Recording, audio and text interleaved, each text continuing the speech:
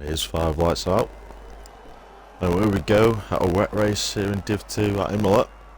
And Neb does get a good start, but he's very closely followed by Stacey. Just get this stuff on quickly. There we go, Neb does hold it into turn 1. There's a few moves going on in the background. Alex and Raven swapping positions. Can't see anything. Raven does, and Alex just up a few positions. There's a car off in the background there, that's Caden.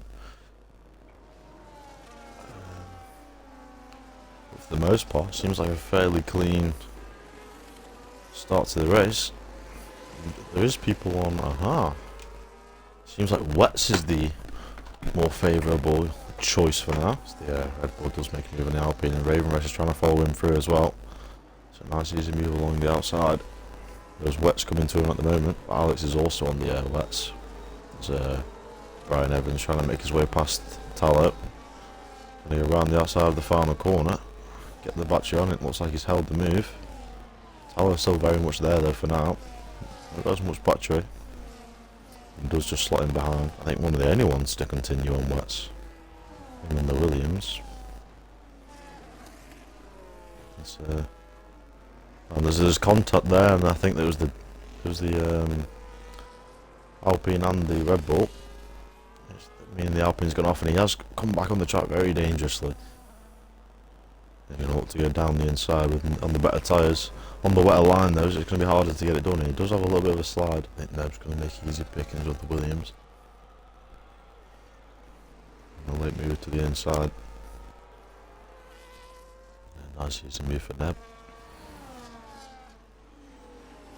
And the south, yep, ooh, a little bit of contact there. It's a very stupid place here for a move, but if it's on, it's on. The Alpine does turn into a bit to Jamie, who might now lose a position to the McLaren, but the McLaren's not opted not to push for anything. Jamie's going to send one back up the inside. That's a very aggressive move and not needed at all. And he just slams straight into the Alpine. Again, I can't say much as I did the same thing in Div 4. Buffers into the pits. So I'm sure the Alpine will be reporting after the race. It's going to get very scrappy. As maybe 3 wide into turn 1 as the Alpine's going to back out. And Caden's going to look to go for the move, but can't quite manage to get it done. Jamie's very slow at the moment. There's not really another overtaking opportunity until the final corner. Surely he doesn't want to go for it here, and he's going to. Trying to get around the outside more. A little bit of contact. It's such a tight section of the track, but they've done it quite well, to be fair to them, especially Morley on those old tyres. He's just going to get out of the way for his teammate. How's just going to attempt to go around the outside of Alex. Alex keeps it in the inside and holds position for now, but does he have the battery to keep the Williams behind? Williams is going to stay in the slipstream. Oh no, it looks like Alex does have fairly low wings, to be fair. The Williams had more battery and slipstream and did not gain at all. But he's going to look to get around the outside, a little bit of contact again. But fair reasons. Alex does go off the track and does lose the position, and may lose another 2 positions. Oh no, there's more contact, more leads in a wall.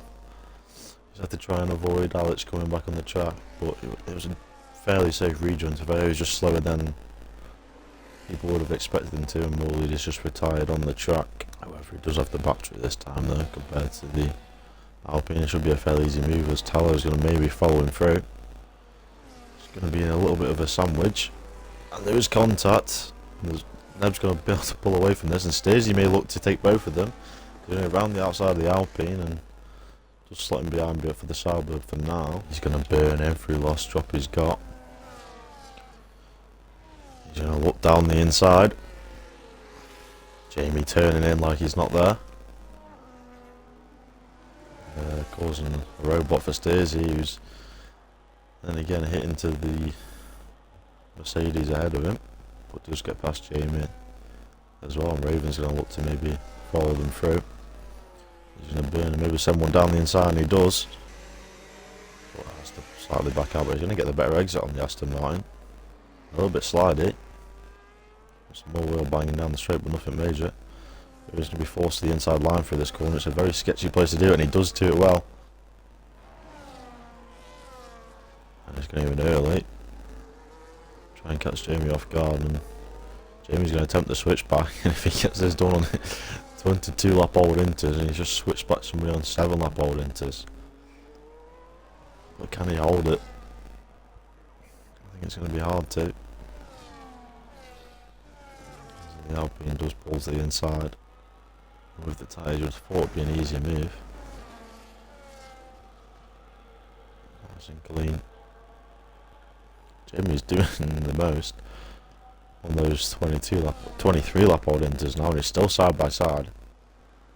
He keeps the move around the outside. Fair play. But the Alpine's going to come back at him.